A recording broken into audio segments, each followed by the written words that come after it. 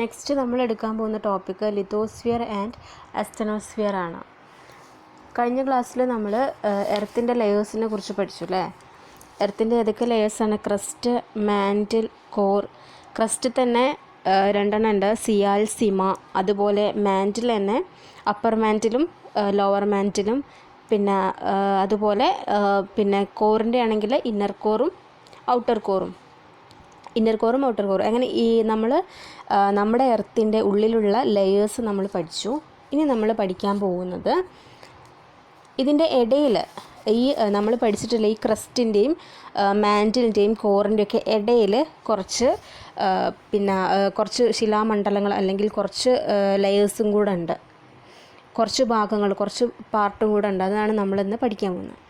അതിൽ മാൻറ്റിലിൻ്റെയും ക്രസ്റ്റിൻ്റെയും അപ്പർ ഭാഗത്തെയും ചേർത്തിട്ട് എന്താണ് ലിത്തോസ്ഫിയറിൻ്റെ ആ ഭാഗം. ലിത്തോസ്ഫിയർ എന്ന് പറയുന്നതാണ് crest and upper part of the mantle together.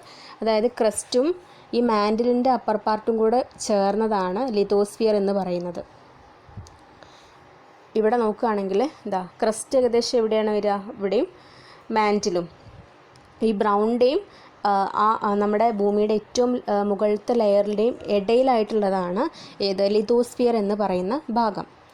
The part beneath the lithosphere where the materials exist in a partially molten state is known as asthenosphere. asthenosphere എന്ന് വെച്ചാൽ നമ്മുടെ ഈ ലിത്തോസ്ഫിയറിൻ്റെ താഴെയായിട്ട് ഈ ഫാക്ടേഴ്സ് അല്ലെങ്കിൽ മെറ്റീരിയൽസൊക്കെ എക്സിസ്റ്റ് ചെയ്യുന്നത്, മെറ്റീരിയൽസൊക്കെ നിലനിൽക്കുന്നത് partially molten സ്റ്റേറ്റിലാണ്.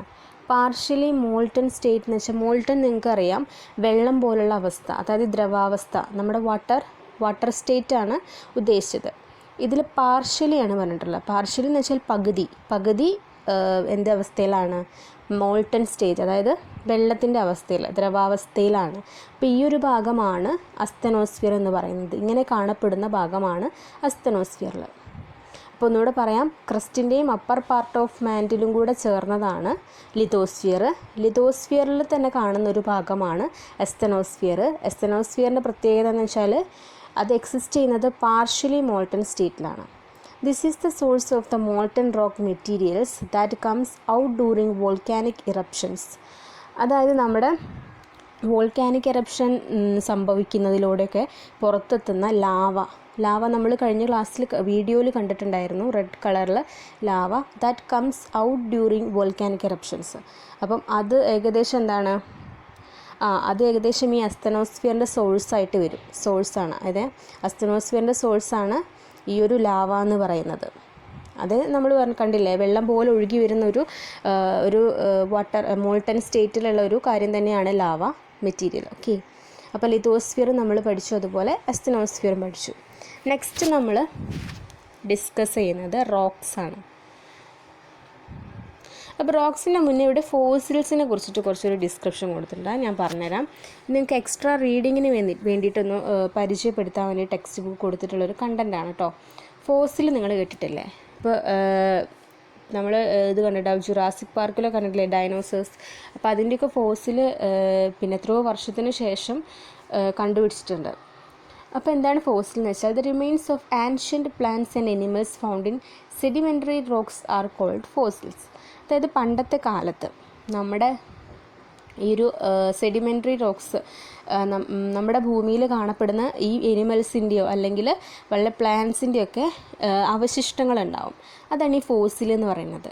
V make use of this fossil to understand the earth per history and to estimate the age of rocks. അപ്പോൾ നമ്മൾ ഈ ഫോസിൽ എന്തിനാണ് ഉപയോഗിക്കുന്നതെന്ന് വെച്ചാൽ നമ്മുടെ എർത്തിൻ്റെ ആൻഷ്യൻ്റ് കാലത്തിനെ കുറിച്ചിട്ടും മനസ്സിലാക്കുന്നതിനും, അതുപോലെ തന്നെ ഈ റോക്സ് ഉണ്ടാവില്ലേ, കല്ലുകളുടെ പഴക്കം, അതായത് എത്ര പഴക്കം ചെന്ന കല്ല് അല്ലെങ്കിൽ എത്ര ഓൾഡാണ് ഈ റോക്സ് എന്ന് ഇവാലുവേറ്റ് ചെയ്യാൻ വേണ്ടിയിട്ടാണ് ഈ ഫോസിൽ ഉപയോഗിക്കുന്നത്. Coal, petroleum, natural gas, etc. have been evolved from the remains of ancient organisms. അതായത് ഈ കോൾസ്, പെട്രോളിയം, അതുപോലെ നാച്ചുറൽ ഗ്യാസ് എന്ന് വെച്ചാൽ പ്രകൃതിവാതകങ്ങൾ. അപ്പം ഇവയൊക്കെ എന്താണ് നമ്മുടെ പണ്ടത്തെ കാലത്ത് ഈ എനിമൽസിൻ്റെയൊക്കെ അവശിഷ്ടങ്ങളിൽ നിന്നും രൂപപ്പെട്ടിട്ടുണ്ട്. കൂടാതെ അവയെ ഫോസിൽ ഇന്ധനം അല്ലെങ്കിൽ ഫോസിൽ ഫ്യൂവൽ എന്ന് നമ്മൾ വിളിക്കുന്നു. Fossil fuels. Collect more information on fossils. അപ്പം അവർ പറഞ്ഞിട്ടുള്ളത് ഫോസിൽ എന്ന് വെച്ചാൽ എന്താണ്? പണ്ടത്തെ പ്ലാന്റ്സിൻ്റെ അനിമൽസിൻ്റെ ഒക്കെ അവശിഷ്ടങ്ങളാണ് ഫോസിൽസ് എന്ന് പറയുന്നത്. അതിൻ്റെ യൂസ്ഫുൾനെസ്സിനെ കുറിച്ച് നമ്മൾ പഠിച്ചു. ഓക്കെ, നെക്സ്റ്റ് നമ്മൾ ഇതുമായിട്ട് ബന്ധപ്പെട്ടിട്ടുള്ള റോക്സ് ആണ് പഠിക്കുന്നത്. റോക്സ്. അപ്പോൾ റോക്സ് എന്ന് പറഞ്ഞാൽ എന്താണെന്ന് നോക്കാം. The lithosphere acquires it's name from the materials with which it is maid's. Lithos means rocks. അതായത് ഈ ലിത്തോസ്ഫിയർ നമ്മൾ പഠിച്ചു. ലിത്തോസ് എന്ന് പറഞ്ഞാൽ അതിൻ്റെ മലയാളം അല്ലെങ്കിൽ ഇംഗ്ലീഷ് മീനിങ് എന്ന് പറയുന്നത് റോക്സ് ആണ്. റോക്സ് എന്ന് വെച്ചാൽ കല്ല്, അതായത് ലിത്തോസ് എന്ന് വെച്ചാൽ കല്ല്. If you look around you can see rocks of different colours and hardness. നമ്മൾ ഈ നമ്മുടെ അന്തരീക്ഷത്തിൽ അല്ലെങ്കിൽ സറൗണ്ടിങ്സ് തന്നെ ഒബ്സർവ് ചെയ്താൽ മനസ്സിലാവും ഡിഫറെൻറ്റ് കളേഴ്സിലും ഡിഫറെൻറ്റ് ഹാർഡ്നെസ്സിലുള്ള റോക്സാണ് നമുക്ക് കാണാൻ പറ്റുക. This diversity is due to its constituents. ഈ ഡൈവേഴ്സിറ്റി എന്ന് പറയുന്നത് ഈ ഒരു പിന്നെ ലിത്തോസ്ഫിയറിൻ്റെ എന്താ പറയുക കണ്ടിന്യൂസ് ആണെന്ന് തന്നെ നമുക്ക് പറയാൻ പറ്റും. അപ്പം ഏതാണ് ഈ റോക്സിൽ അടങ്ങിയിരിക്കുന്ന ഡിഫറെൻ്റ് ആയിട്ടുള്ള ഫാക്ടേഴ്സ് അല്ല കോൺസ്റ്റിറ്റ്യൂൻസ് എന്ന് വെച്ചാൽ ഘടകങ്ങളുണ്ടാവും. അപ്പോൾ അതിൻ്റെയൊക്കെ വേരിയേഷൻസ് ആണ് ഇങ്ങനെ കല്ലിൻ്റെ വലുപ്പത്തിലും നിറത്തിലൊക്കെ ഉണ്ടാകുന്ന വ്യത്യാസങ്ങൾക്ക് കാരണം. The constituents of rocks are called minerals. നമ്മൾ ഈ കോൺസ്റ്റിറ്റ്യൂൻസിന് അല്ലെങ്കിൽ ഈ ഘടകങ്ങളെ എന്ത് പേര് വിളിക്കാം? മിനറൽസ് എന്ന് വിളിക്കാം. അപ്പോൾ കല്ലിൻ്റെ ഉള്ളിൽ കല്ലിന് ഷേപ്പും അല്ലെങ്കിൽ കല്ലിന് ഹാർഡ്നെസ്സും കളേഴ്സും കൊടുക്കുന്ന ഒരു constituents is also called minerals.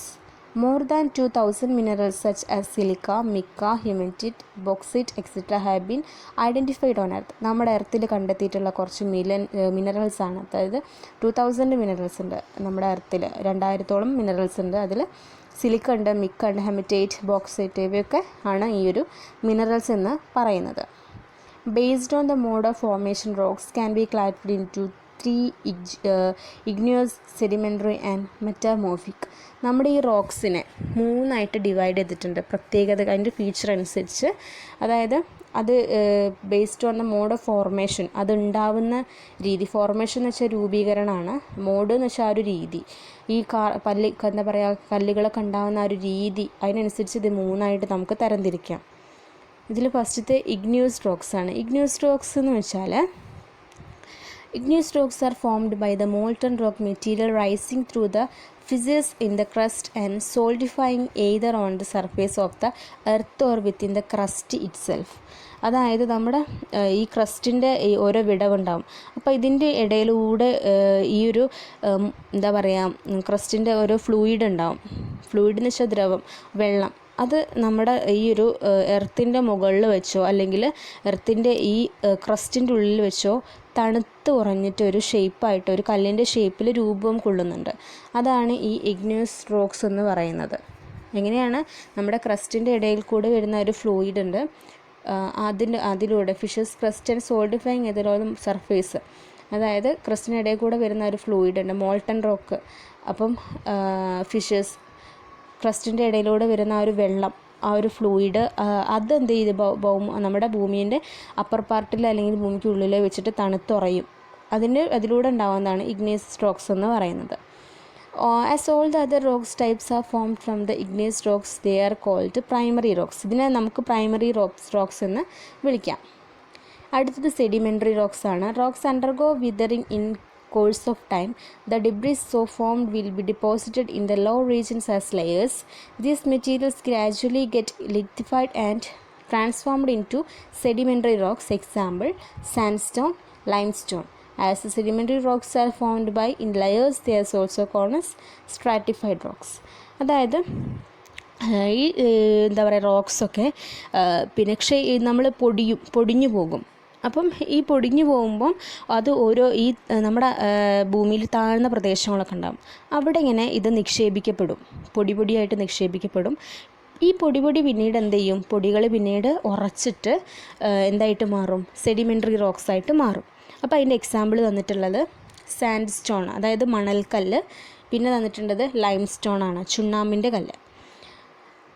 As the sedimentary rocks are formed in layers, they also called stratified rocks. അപ്പോൾ ഇതിൻ്റെ വേറൊരു പേരാണ് സ്ട്രാറ്റിഫൈഡ് റോക്സ്. ഇത് ലെയേഴ്സ് ആയിട്ടാണ് രൂപം കൊള്ളുന്നത്. ഓരോ ലെയേഴ്സായിട്ട്. ഓക്കെ, അടുത്തത് മെറ്റാഫോമിക് റോക്സ് ആണ്. മെറ്റാഫോമിക് റോക്സ് എന്ന് വെച്ചാൽ when rocks undergo physical and chemical changes due to high temperature and pressure metamorphic rocks are formed. അതായത് ഉയർന്ന തരത്തിലുള്ള പ്രഷറും അല്ലെങ്കിൽ ടെമ്പറേച്ചറും കൊണ്ട് രൂപം കൊള്ളുന്ന കെമിക്കലായിട്ട് ചേഞ്ചസ് ഉണ്ടാകുന്ന റോക്സാണ്, ശാസ്ത്രീയപരമായിട്ട് ഉണ്ടാകുന്നൊരു റോക്സാണ് മെറ്റാഫോമിക് റോക്സ് എന്ന് പറയുന്നത്. എന്താണ്, നല്ല ഉയർന്ന തരത്തിലുള്ള ചൂടും അതുപോലെ തന്നെ നല്ല പ്രഷറും മൂലമുണ്ടാകുന്ന റോക്സാണിത്. അപ്പോൾ ഇതിൻ്റെ എക്സാമ്പിളാണ് മാർബിൾ, സ്ലേറ്റ്. മാർബിൾ നിങ്ങൾക്കറിയാം, നിങ്ങളെ വീടുകളിലൊക്കെ തറ ഇടാൻ വേണ്ടിയിട്ട് ഉപയോഗിക്കുന്നതാണ് മാർബിൾ. അപ്പോൾ മാർബിൾ എന്ന് പറയുന്നത് മെറ്റാഫോമിക് റോക്സിൻ്റെ ഒരു എക്സാമ്പിളാണ്. ഇതിൻ്റെ വേറൊരു metamorphic rocks are prominent in Kerala. Metamorphic rocks എന്ന് പറയുന്നത് നമ്മുടെ കേരളത്തിൽ പൊതുവേ കാണപ്പെടുന്നൊരു കല്ല് തന്നെയാണ്, അതായത് മാർബിൾ. ഓക്കെ, ഇപ്പോൾ ഈ 3 തരത്തിലുള്ള റോക്സാണ് ഉള്ളത്: igneous rocks, sedimentary rocks, metamorphic rocks. അപ്പോൾ നമ്മൾ ഇന്നത്തെ ക്ലാസ്സിൽ ലിതോസ്ഫിയറും അസ്തനോസ്ഫിയറും ഡിസ്കസ് ചെയ്തു, റോക്സിനെ കുറിച്ച് പഠിച്ചു. റോക്സിനെ റോക്സ് ഫോർമേഷനെ നമുക്ക് 3ആയിട്ട് തിരിക്കാം: igneous rocks, sedimentary rocks, metamorphic rocks. Igneous റോക്സിൻ്റെ ഫോട്ടോസ് ഇതാണ്. ഇഗ്നേഷ്യസ് റോക്സ് ഇത് കണ്ടോ, ഇങ്ങനെയാണ് ഇഗ്നേഷ്യസ് റോക്സ് കാണപ്പെടുന്നത്. ഇതാണ് സെഡിമെൻ്ററി റോക്സ്. സെഡിമെൻ്ററി റോക്സ് എന്ന് പറഞ്ഞാൽ ഇങ്ങനെയാണ്, ഈ ഒരു രൂപത്തിലാണ് കാണപ്പെടുന്നത്. നമ്മൾ പറഞ്ഞു മണൽക്കല്ല്, മണൽക്കല്ല്, സാൻഡ് സ്റ്റോൺ, അങ്ങനെ കുറച്ച് സ്റ്റോൺസ് പഠിച്ചു.